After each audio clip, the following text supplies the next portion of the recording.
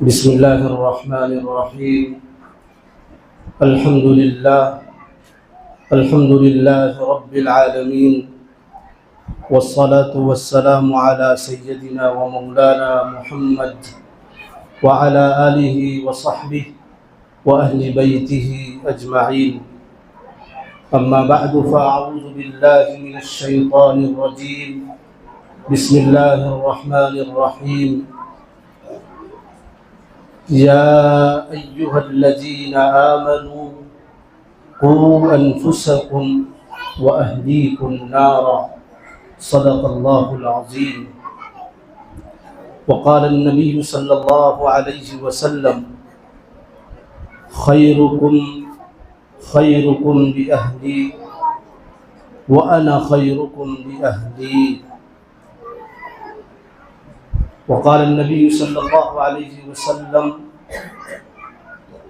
المرأة الدنيا متاع، وخير متاع الدنيا المرأة الصالحة، أو كما قال عليه الصلاة والسلام. آج کی اس مجلس کے صدر حضرت قاری عبدالعلام صاحب دامت برکاتہم، دیگر موقر علماء کرام، حفاظ اعظام، میرے سامنے بیٹھے دینی بھائیوں، بزرگوں اور دوستوں، اللہ تعالیٰ کا بڑا شکر اور اس کا احسان ہے کہ اس نے ہم سب کو ایمان کی دولت سے نوازا ہے۔ آج ہم سب یہاں اللہ کے رسول اور آپ کی تعلیمات کی نسبت پر بیٹھے ہوئے ہیں۔ ہم جب بھی اس طرح کے جلسوں، اس طرح کی مجلسوں، اس طرح کے پروگراموں میں آتے ہیں، شریک ہوتے ہیں، بیٹھتے ہیں، بیٹھ کر اللہ اور اس کے رسول کی باتوں کو بغور سنتے ہیں، سن کر چلے جاتے ہیں۔ بہت کم لوگ ہیں جو اللہ اور اس کے رسول کی باتوں کو سن کر اس پر عمل بھی کرتے ہیں۔ آج ہم سب یہاں بیٹھے ہیں، ہم سب یہ نیت کر لیں، یہ ارادہ کر لیں، یہ عزم مصمم کر لیں کہ آج جو اللہ اور اس کے رسول کی باتیں ہوں گی ان کو ہم سنیں گے بھی اور انشاءاللہ اس پر عمل بھی کریں گے۔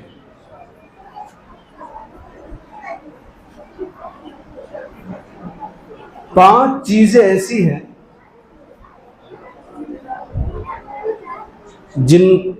جن کی حفاظت ضروری ہے۔ ایک دین، جان، مال، عزت، عقل۔ تو دین، ایمان، آج اس کی بات ہوگی۔ فقہائے کرام جتنے مسائل بیان کرتے ہیں ان کا تعلق ان پانچوں سے ہوا کرتا ہے۔ تو دین کی حفاظت اور ایمان کی حفاظت بہت ضروری ہے، خاص طور سے آج کے حالات میں، آج کے ماحول میں۔ آج کے حالات سے ہم سب واقف ہیں۔ حالات کیسے ہیں، کتنے خطرناک ہیں، کن مصیبتوں سے ہم دوچار ہو رہے ہیں۔ نہ صرف یہ کہ ہمارے جان، ہمارے مال، ہماری عزت اور آبرو کے پیچھے پڑے ہوئے ہیں، ہماری جان، ہمارے مال، ہماری عزت و آبرو کو لوٹنا چاہتے ہیں، بلکہ سب سے اہم بات یہ ہے کہ چار جانب سے چاروں طرف سے، اور دنیا میں جتنی قومیں پائی جاتی ہیں ان تمام کی طرف سے یہ کوششیں ہوتی ہے، بلکہ یہ عمل کر رہے ہیں، اس کام میں مصروف ہے کہ وہ ہمارے ایمان کے پیچھے پڑے ہیں، اور نہ صرف یہ کہ ہمارے ایمان کے پیچھے پڑے ہیں بلکہ ہمارے ایمان پر ڈاکہ ڈال رہے ہیں، ہمارے ایمان کو چھین رہے ہیں، اور خاص طور سے ہم نوجوانوں کے ایمان پر حملہ ہو رہا ہے، ہمارے بچوں کے ایمان پر حملہ ہو رہا ہے، ہماری بہنوں اور بیٹیوں کے ایمان پر حملے ہو رہے ہیں۔ تو ایمان کی حفاظت کیسے ہوگی؟ ہم اللہ اور اس کے رسول کی تعلیمات کو جانیں گے، پڑھیں گے، اپنے بچوں کو پڑھائیں گے، ہم سنیں گے، اور جب ہم پڑھ کر سن کر سمجھیں گے تو سمجھنے کے بعد پھر ہم عمل کریں گے۔ جب ہم اللہ کے رسول کی تعلیمات سے واقف نہیں ہوں گے، ہمیں معلوم نہیں ہوگا، ہم جہاں پر یہ تعلیم دی جاتی ہے، جن اداروں میں یہ تعلیم دی جاتی ہے، ان سے جڑیں گے نہیں، ان کے پاس آئیں گے نہیں، ان سے تعلق بنائیں گے نہیں، اور جو لوگ یہ تعلیم دیتے ہیں ان کی خدمت میں حاضر نہیں ہوں گے، ان سے تعلق قائم نہیں کریں گے، تو ان تعلیمات سے ہم واقف نہیں ہوں گے۔ جب تعلیمات سے واقف نہیں ہوں گے تو ہم سمجھیں گے بھی نہیں، اور جب سمجھیں گے نہیں تو اس پر عمل بھی نہیں کر سکتے، اور جب ہم ان سے واقف ہی نہیں ہوں گے تو جن کا یہ مشن ہے کہ ہمارے ایمان کو چھینے، ہمارے بچوں کے ایمان کو چھینے، ہمارے نوجوانوں کے ایمان کو چھینے، ہماری ماں اور بہنوں کے ایمان پر ڈاکہ ڈالے، ان کے لیے راہیں آسان ہو جائیں گی، وہ آسانی کے ساتھ کامیاب ہو جائیں گے، اور کامیاب ہو رہے ہیں۔ آج کی یہ جو مجلس ہے اور یہ معصوم بچے یہاں پر پڑھ رہے ہیں، انہوں نے اپنی پڑھائی اور اپنی تعلیم کا مظاہرہ آپ کے سامنے کیا، آپ کے سامنے انہوں نے پڑھ کر سنایا، سننے کے بعد یقیناً ہم میں سے ہر شخص کو خوشی ہوئی۔ اس تعلیم کی بنیاد یہاں سے شروع ہو رہی ہے، اور یہ تعلیم دے رہے ہیں، تو انشاءاللہ جب اس تعلیم کو یہ سب سیکھیں گے، سمجھیں گے، تو آگے چل کر کے کوئی بھی حملہ آور، کوئی بھی ایمان کا ڈاکو اگر ان کے ایمان پر حملہ کریں گے تو انشاءاللہ اس تعلیم کی برکت سے یہ اپنے ایمان کی حفاظت کریں گے۔ اس کے لیے ضروری یہ ہے کہ ہم اپنے بچوں کی تعلیم کی فکر کریں، دینی تعلیم کی فکر کریں، اور تعلیم کے ساتھ تربیت کی فکر کریں۔ جو روایت میں نے پڑھی بہت اہم ہے، الدنیا متاع وخیر متاع الدنیا المرأة الصالحہ۔ اس میں یہ بتایا گیا کہ دنیا تو سرمایہ ہے، لیکن دنیا کے سرمایے میں سب سے بہترین سرمایہ نیک عورت ہے۔ اندازہ لگائیے کہ عورت یعنی ماں اگر نیک نہیں ہے، خدا نخواستہ، تو اس کا اثر بچوں پہ پڑے گا۔ اگر وہ ماں نیک ہے تو اس کا اثر یعنی اس کی نیکی کا اثر بچے پر پڑے گا۔ جب میں چھوٹا تھا اور ہم میں سے جتنے لوگ یہاں بیٹھے ہیں شاید سب لوگوں نے پڑھا ہو، تو بچپنے میں جب ناظرہ پڑھ رہا تھا تو ناظرے میں یہ کتاب پڑھی تھی، دین تعلیم کا رسالہ۔ اس میں یہ واقعہ لکھا ہے کہ ایک راستے سے مدرسے میں کہہ دیجئے یا مکتب میں کہہ دیجئے کہ ایک طالب علم مکتب میں جا رہا تھا، پڑھنے کے لیے جا رہا ہے، راستے میں ڈاکوؤں نے اسے گھیر لیا۔ ڈاکوؤں نے گھیر کر کے اس کے پورے بدن کو چیک کیا، تلاشی لی۔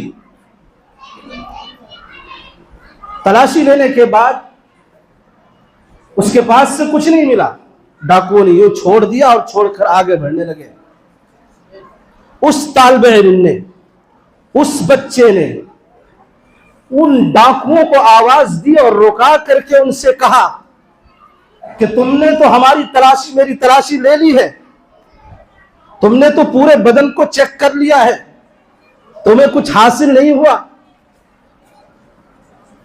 تم چھوڑ کر چلنے لگے۔ میں بتاتا ہوں کہ میری ماں نے اتنے روپے اس جگہ پہ باندھے ہوئے ہیں، اتنی سی بات ہے، معمولی بات نظر آ رہی ہے۔ ماں کی تربیت یہ ہے، ماں کی تعلیم یہ ہے کہ کچھ بھی ہو جائے جھوٹ مت بولنا، جان چلی جائے جھوٹ نہ بولنا، نقصان ہو جائے جھوٹ مت بولنا۔ وہ الگ مسئلہ ہے کہ کہاں پر کیسے کام لیا جائے گا جان بچانے کے لیے۔ یہاں میں یہ بتانا چاہتا ہوں کہ جو ماں کی تعلیم ہے، جو ماں کی تربیت ہے، وہ اس انداز سے ہے کہ وہ بچہ جھوٹ بولنا نہیں چاہتا، اس نے اپنا راز ظاہر کر دیا۔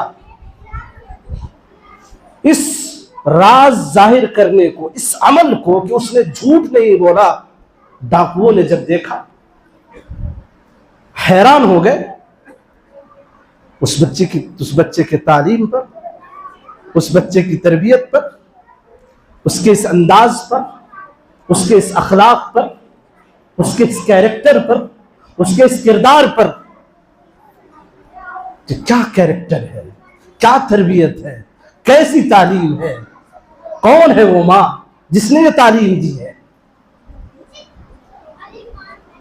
اس نے جب دیکھا کہ جھوٹ نہیں بولتا، کہاں کی بات، چھپی ہوئی بات، ایک راز جو ہماری تلاش کرنے کے باوجود نہیں ملی، اس کو اس نے خود بتا دیا۔ اس عمل کو دیکھ کر، اس کیریکٹر کو دیکھ کر، اس کردار کو دیکھ کر انہوں نے ڈاکہ زنی چھوڑ دی، لوگوں کے مال کو لوٹنا چھوڑ دیا۔ علماء کرام مختلف طریقوں سے، مختلف انداز میں ایک واقعہ بیان کرتے ہیں کہ ایک آدمی کہیں روزانہ بس سے سفر کرتا تھا، اور روزانہ اس کا معمول تھا سفر کرتا، اس انداز سے کرتا کہ کسی کو کوئی تکلیف نہیں دیتا تھا۔ وہ بس پر آتا، اپنی سیٹ پر بیٹھتا، پیسے پابندی کے ساتھ ادا کرتا اور یوں چلا جاتا۔ اس کا یہ طریقہ دیکھ کر، اس کا یہ انداز دیکھ کر، اس کے یہ اخلاق دیکھ کر جو بس کا ڈرائیور تھا بہت متاثر ہوا، اور اس نے یہ فیصلہ کیا کہ بڑا اچھا آدمی ہے، اس کا اخلاق بہت اچھا ہے، بظاہر تو ٹھیک ہے، اس کو اندازہ جائے، اس کو آزمایا جائے کہ اندر سے یہ کیسا ہے۔ چنانچہ اس نے ایسا کام کیا کہ ایک دن پیسہ واپس کرتے وقت اس نے پیسے بڑھا کر دیا۔ انہوں نے لے لیا اور وہ سوچتے رہے کہ اس نے تو پیسے بڑھا کر دیے، رکھوں یا نہ رکھوں، رکھوں یا نہ رکھوں۔ ان کے ایمان نے دستک دی اور جھنجھوڑا کہ نہیں، یہ زیادہ پیسے تمہارے لیے جائز نہیں ہے، تم اس کو لوٹا دو۔ چنانچہ وہ زائد پیسے، 1 روپے ہو، 50 پیسے ہو، معمولی رقم، انہوں نے لوٹا دیا۔ یہ کردار، یہ امانت کو اس آدمی کے پاس پہنچانا، یہ کریکٹر، یہ کردار، یہ اخلاق اس قدر اس کو متاثر کیا کہ وہ ایک دن وقت نکال کر اس کے پاس پہنچ گیا اور جا کر کے کھڑا ہو گیا۔ اس سے ملنے کے بعد یہ کہا کہ میں ایمان قبول کرنا چاہتا ہوں۔ اس کردار سے متاثر ہو کر اس نے ایمان قبول کر لیا۔ یاد کیجیے اللہ کے رسول صلی اللہ علیہ وسلم کے کردار کو، آپ کی سیرت کو، آپ نے جو مثال پیش کیا اس کو۔ اگر ہم مسلمان ہیں، ہمارا ایمان اللہ پر ہے، ہم اللہ کے رسول صلی اللہ علیہ وسلم سے محبت کرتے ہیں اور یقیناً کرتے ہیں، تو اللہ کے رسول صلی اللہ علیہ وسلم کی اس سیرت کو دیکھیے، سنیے اس کو، اندازہ لگائیے وہ وقت جب اللہ کے رسول صلی اللہ علیہ وسلم کی جان لینے کے لیے دشمنان یہاں آپ کے دروازے پر پہنچے ہیں، آپ کے گھر پر پہنچے ہیں، آپ کی تلاش کر رہے ہیں کہ آپ کی گردن مار دیں، آپ کا کام تمام کر دیں۔ اتنا خطرناک ماحول ہے۔ اس پرخطر ماحول میں آپ کو ہجرت کرنا ہے، آپ کو شہر چھوڑ کر جانا ہے، آپ کو نکل کر جانا ہے، دشمنوں سے بچ کر جانا ہے، اور انہی دشمنوں کی امانت آپ کے پاس ہے۔ کون ہے وہ جن کی امانت ان کے پاس ہے؟ وہ اس کی جان لینا چاہتے ہیں، لیکن ایسے حالات میں یہ فکر ہے کہ ان کی امانت ان کے پاس کیسے لوٹائے۔ چنانچہ آقا صلی اللہ علیہ وسلم نے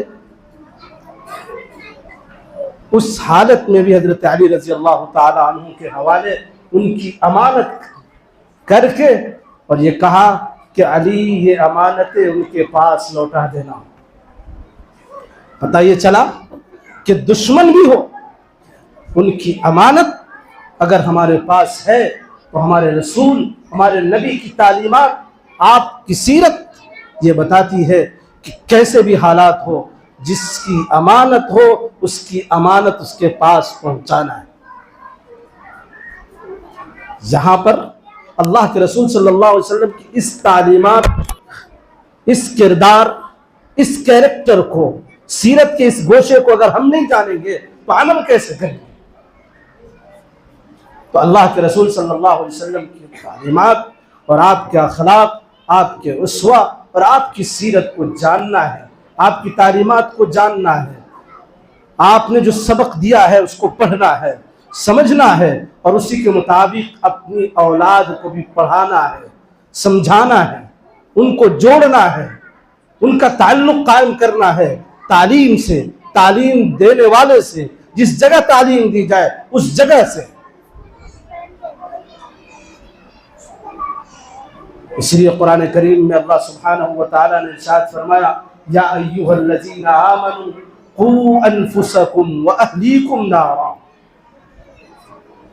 عجیب بات، اللہ سبحانہ وتعالی نے یہ فرمایا کہ اپنے آپ کو جہنم کی آگ سے بچاؤ۔ قوا انفسکم، کافی ہے، کافی تھا، خود اپنے آپ بچ جائیں، اپنے آپ جہنم کی آگ سے بچاؤ اپنے آپ کو، ہم ایمان والے بن جائے، ہم متقی بن جائے، ہم پرہیزگار بن جائے، ہم نمازی بن جائے۔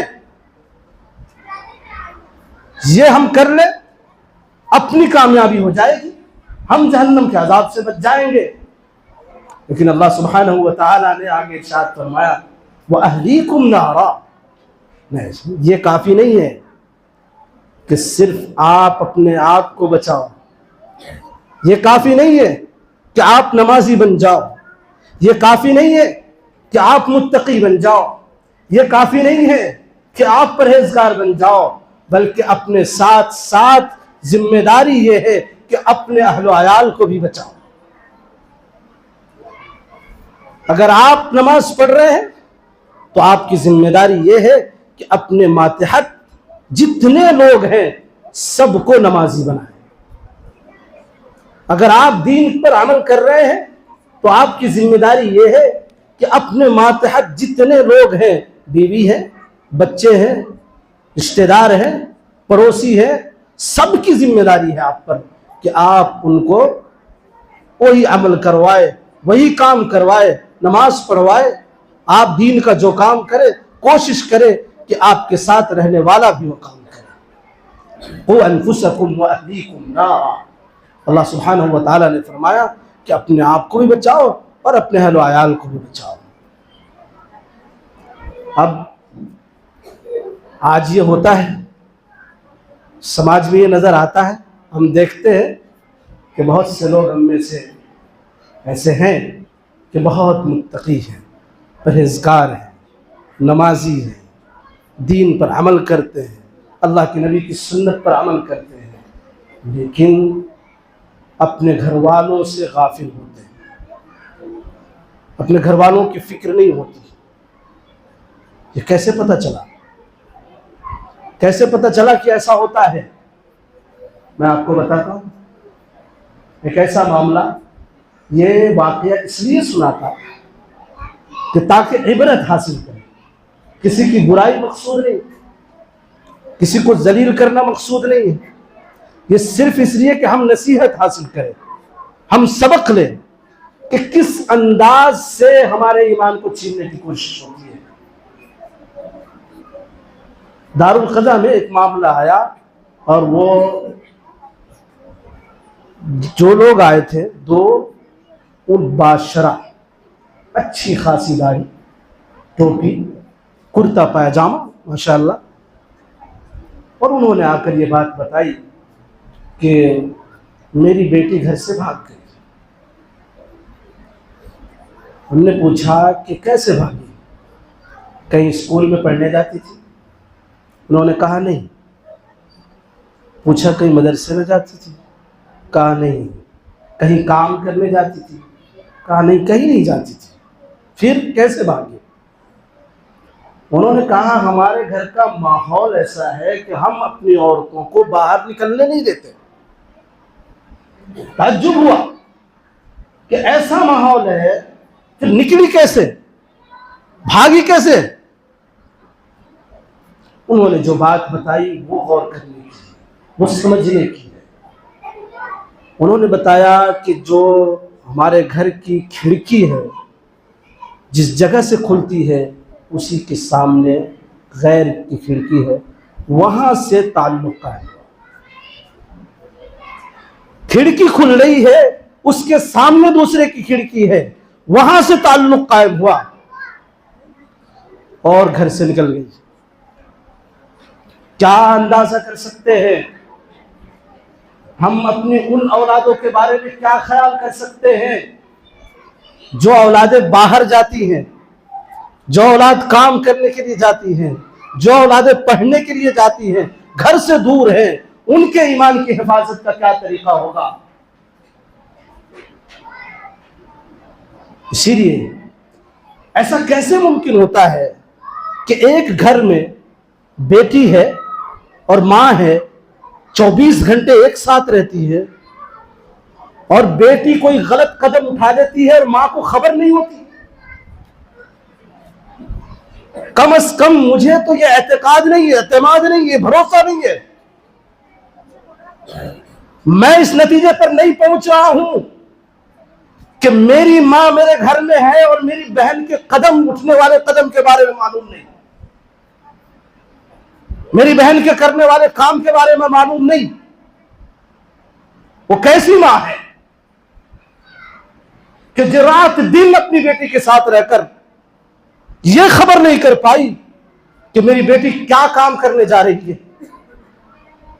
اس کا مطلب یہ ہے کہ خود کی فکر ہے، خود کی زندگی میں اتنی مگن ہے کہ اپنے ساتھ رہنے والی اپنی بیٹی کے بارے میں معلوم نہیں۔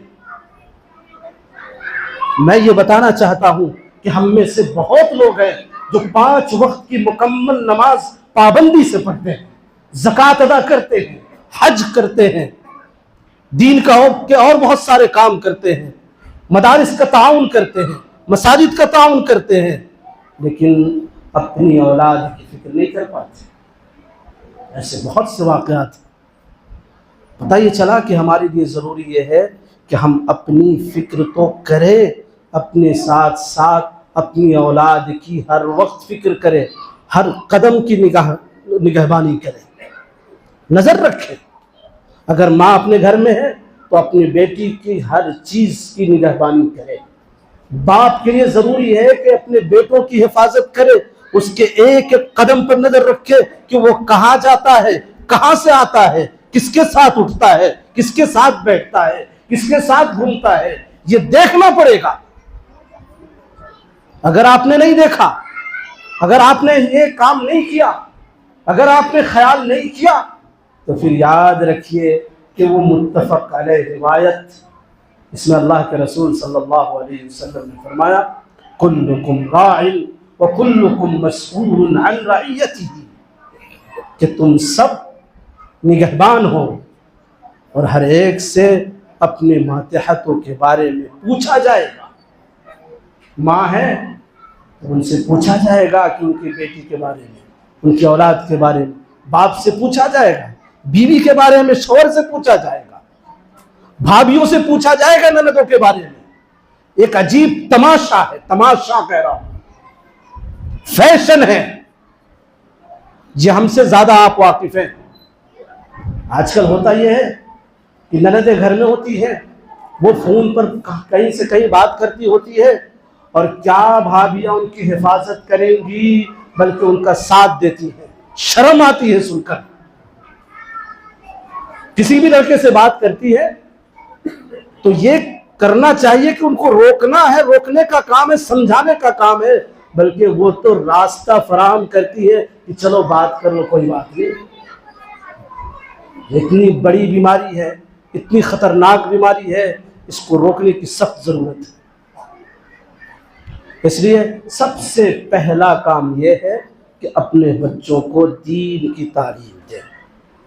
دین کی تعلیم دیں گے تو انشاءاللہ کہیں بھی اگر کسی راستے سے کبھی کسی موقع سے ہٹیں گے تو اگر اس کو دین کی تعلیم ہے تو انشاءاللہ وہ ضرور پھر راستے پہ آ جائے. اور تربیت ضروری ہے، اور تربیت کے لیے سب سے اہم ضرورت یہ ہے. میں صرف ایک چھوٹی سی مثال پیش کر رہا ہوں، چھوٹا سا واقعہ. ایک بزرگ ہے، ہمارے بہت بڑے بزرگ، ان کے پاس ایک آدمی آیا اور کہنے لگا کہ ابھی میں نے شادی کی ہے، اور شادی کے بعد اب ماشاءاللہ ہماری بیوی امید سے ہے. میں جاننا چاہتا ہوں کہ اگر اولاد پیدا ہوگی تو تربیت کیسے کریں گے. تقریباً 7 ماہ ہو چکے ہیں. اب اس کو فکر ستا رہی ہے کہ اب اپنی اولاد اگر ہوگی تو اس کی تعلیم، اس کی تربیت کا کیا طریقہ ہوگا. اپنے بزرگ کی خدمت میں حاضر ہو کر ان سے رائے لے رہے، ان سے مشورہ لے رہے. بزرگ نے فرمایا کہ آپ نے 7 ماہ دیر کر دی ہے، آپ نے 7 ماہ دیر کر دی ہے. وہ حیران کہ ابھی تو بچہ پیدا ہی نہیں ہوا، دیر کیسے ہو گئی، ابھی دنیا میں آیا نہیں، دیر کیسے ہو گئی. پھر انہوں نے فرمایا کہ دیکھو، سب سے پہلے جب تم نے شادی کرنے کا ارادہ کیا اس وقت یہ کام کرنا تھا کہ شادی کس سے کرنی ہے، اس وقت جو سوچنا ہے، اس وقت فیصلہ کرنا ہے. وہ انتخاب اصل ہے کہ کس سے ہم شادی کر رہے ہیں. جس کو آپ بیوی بنا رہے ہیں وہ کیسی ہے، وہ جیسی ہوگی بچے کی تربیت ویسی ہوگی. اس لیے میں یہاں پر بحیثیت طالب علم یہ بات کہنا چاہتا ہوں کہ یہاں بزرگ نے جب یہ بات کہی کہ بیوی کو دیکھنا ہے کہ بیوی کیسی ہے، میں دونوں طرف کہنا چاہتا ہوں کہ جب بھی شادی کرے، اگر بیٹی کی شادی کر رہے ہیں تو آپ فیصلہ کریں، شادی کرنے سے پہلے 100 بار سوچئے کہ کس لڑکے سے شادی کرنے جا رہے ہیں، وہ کیسا ہے. اور سب سے اہم چیز دیکھنا ہے کہ دینداری میں کیسا ہے، تعلیم کیسی ہے، دینی تعلیم وہ حاصل کیا ہے یا نہیں کیا ہے. لڑکی ہے تو اس نے دینی تعلیم حاصل کی ہے یا نہیں کی ہے. یہ 2 چیزیں دیکھنی ہے، دینداری اور دین کی تعلیم. اس سے یہ نتیجہ نہیں نکالنا چاہیے کہ صرف دین کی تعلیم دیکھیں. نہیں، یقیناً آپ دیکھیں، دنیا کی تعلیم دیکھیں کہ دنیا کی تعلیم اس نے کیا حاصل کیا ہے.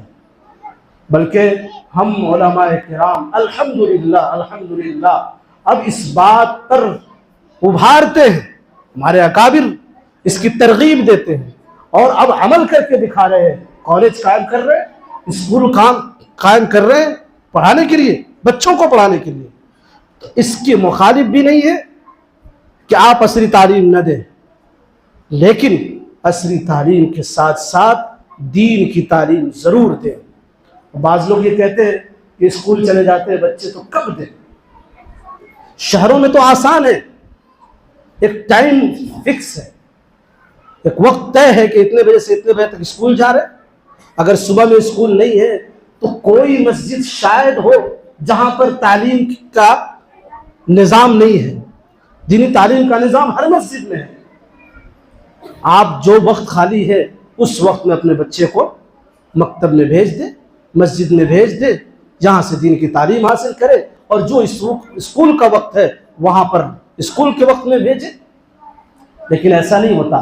ہوتا یہ ہے, ہماری مائیں بہنیں بھی شاید بیٹھی ہیں, مائیں بہنیں بیٹھی ہیں, اور ان سے زیادہ میں متوجہ ہونا چاہتا ہوں, وہ غور سے سنیں. اور جو یہاں ماشاءاللہ ہمارے بزرگ بیٹھے ہیں, جوان بیٹھے ہیں, جو صاحب اولاد ہیں, وہ سن لیں کہ عام طور سے یہ رواج ہے, یہ سوچ ہے کہ جو بچے اسکول میں جاتے ہیں مائیں اٹھتی ہیں, ان کے لیے ناشتہ بناتی ہیں, ان کے یونیفارم کو صحیح کرتی ہیں, دھل کر رکھتی ہے, پریس کر کے رکھتی ہے, ان کو یونیفارم پہناتی ہے, ان کے جوتے پہناتی ہے, جو بیگ لے جاتے ہیں اس کو لٹکاتی ہے, پانی کا ایک بوتل بھی دیتی ہے, ساتھ میں لے جا کر چھوڑتی ہے. اسی طرح اہتمام باپ بھی کرتا ہے. عجیب افسوس کی بات ہے, انتہائی افسوس کی بات ہے. یہ اہتمام ان بچوں کے لیے نہیں ہوتا جن کو آپ دین کی تعلیم کے لیے مسجد یا مدرسے میں یا مکتب میں بھیجتے ہیں. ان کو کبھی خود بھیج دیتے ہیں, ایسے ہی بھیج دیا, ایک مرتبہ بھیج دیا, کوئی فکر نہیں ہے. ان کی تعلیم پر خرچ کرتے ہیں معمولی. آپ پہلے درجے میں ہیں, پہلے سٹینڈرڈ میں ہیں, ان کے لیے کیا فیس ہوگی؟ اسکول کی فیس الگ ادا کرتے ہیں, ٹیوشن کی فیس الگ ادا کرتے ہیں. ایک بچے کے ٹیوشن کے لیے معمولی, اگر معمولی درجے کا ٹیوشن ہے تو 300-400 روپے دیتے ہیں. اور یہاں مکتب میں بھیجنے والے طلبا کے لیے اس اولاد ایک ہی ماں باپ کے, ماں باپ ایک, دونوں کی اولاد ہے. ایک بیٹا اسکول میں جا رہا ہے, ایک بیٹا مدرسے یا مکتب میں آ رہا ہے, دونوں میں کتنا فرق. ایک کے لیے اس قدر اہتمام, ایک کے لیے اتنے مال خرچ, اتنی فیس ادا کر رہے, اچھے سے اچھا ٹیوشن لگاتے ہیں. لیکن دین کی تعلیم کے لیے اگر مکتب میں بھیج رہے ہیں 100 روپے معمولی فیس ہے, 150 روپے فیس ہے, اس سے زیادہ کہیں فیس نہیں ہونی چاہیے, 200 ہوگی. یہ 200 بھی ادا نہیں کرتے.